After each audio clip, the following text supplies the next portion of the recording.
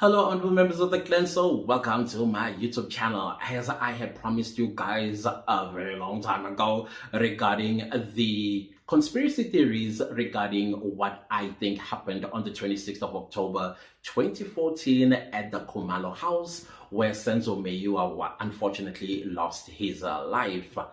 Guys, these are conspiracy theories. Those of y'all who don't understand the words conspiracy theory, allegedly, maybe Eve could have, let's say, imagined, that means it's not real. It is something that somebody is thinking in their head about it. So I'm just saying, when I looked at the scenario, or at least when I look at the scenario as to what actually happened at the Khumalo house, let's start here on the 25th of October 2014. So on the 25th of 2014 October, I think Zandile Khumalo, Kelly Khumalo, I think it was Mtobo, Mtobo, as well as Senzo Meyiwa, they were together. I mean, we understand that Kelly Khumalo had a performance somewhere in Soweto, and we also understood that on the 25th of October, Senzo Meyiwa was playing a match in Cape Town. Guys, I'm not a soccer person, so I don't know much of these things, including the names. And then he flew back to Johannesburg because I think on the weekend they were going to go to another soccer players' party or some sort in Pretoria. And so they met on the 25th, I believe. Kelly Khumalo unfortunately could not perform because it was raining in Soweto at the time, and so they, gathered together. Now, in gathering together, they obviously gone to Senzo's house in what is it, or something? I forgot the name of the suburb where he lived, and so I'm assuming that in that time between the 25th and the 26th, Zandile Khumalo being a girlfriend allegedly of Longo Twala, I think there might have been a rift between the two lovers allegedly. When I'm saying allegedly, I'm talking about the relationship. It's alleged to be a relationship between the two adults. I think there might have been some kind of a disagreement or some sort of a fight where Zandile probably was just avoiding Longo Twala during the 25th and the 26th of October 2014. And somehow, Longo may have found out where Zandile Khumalo was and with whom she was with. And amongst the people that she was with was Senzo Meyiwa's, one of Senzo Meyiwa's friends, which is Thokozisi Twala.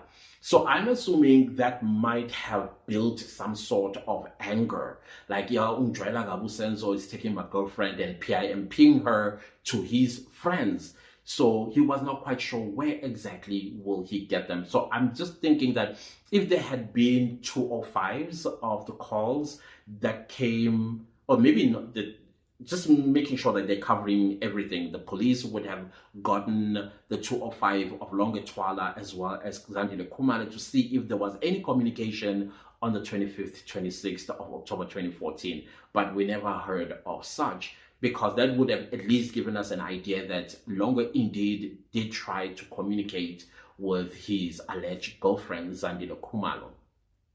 Now, let's come to the 26th of October.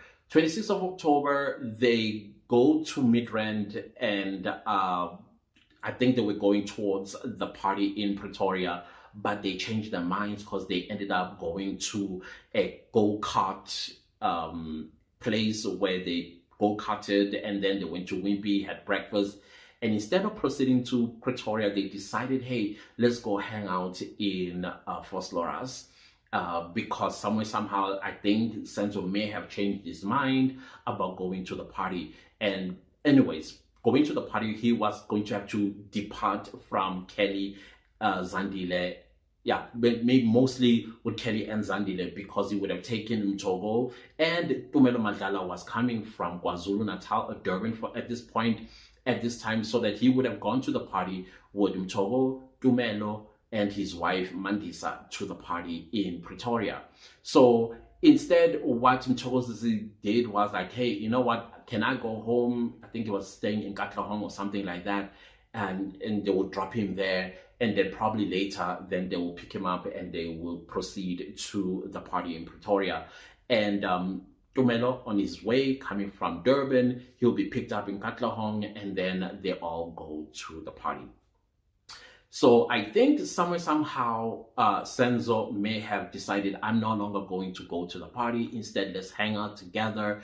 But that decision is made after they dropped off Thokozisi in Katlehong, and then they picked up Tumelo at Vosloorus, I think, Vosloorus or Katlehong, somewhere there. And then the decision was, let's not go to the party. Let's rather go hang out at Kelly Khumalo's house.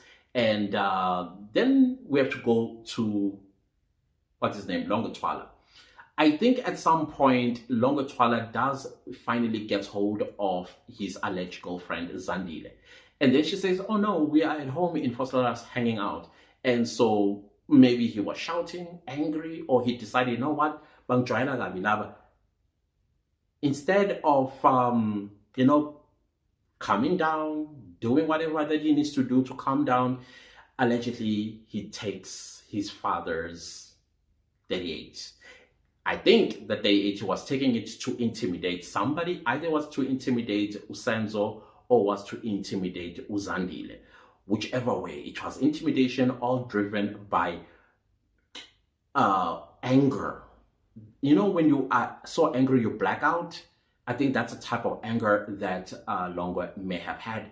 Drove his red polo to Vosloorus.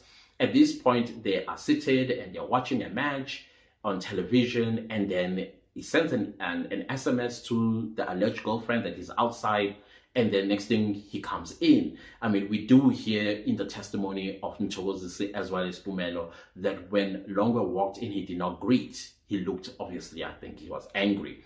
And so one of the guys asked Senzo, who's this guy? And then Senzo's like, oh, this is Longotwala, the alleged boyfriend of Zandile.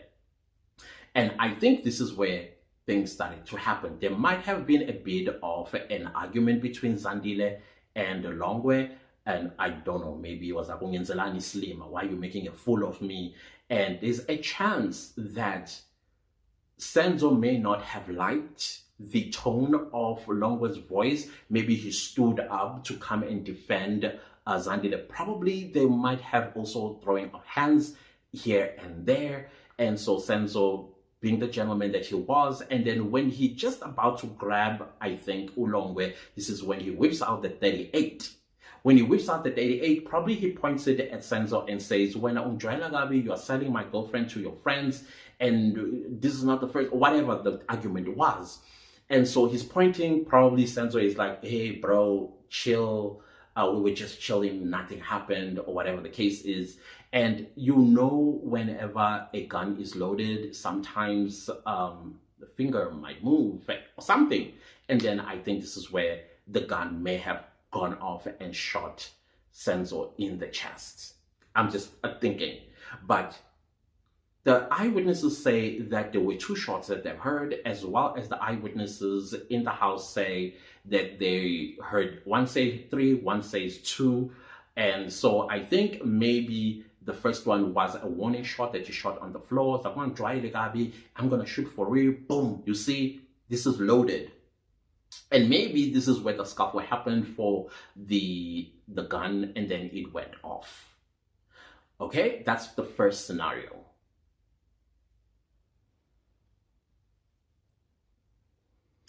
So I don't know what you think about that first scenario. If you think that is highly likely, let me know in the comment section, because I think that one is a possibility. I might not have nailed it straight on the head, but yeah, this is one of the conspiracy theories that I have in my head on what happened on the 26th of October 2014 at the Khumalo house.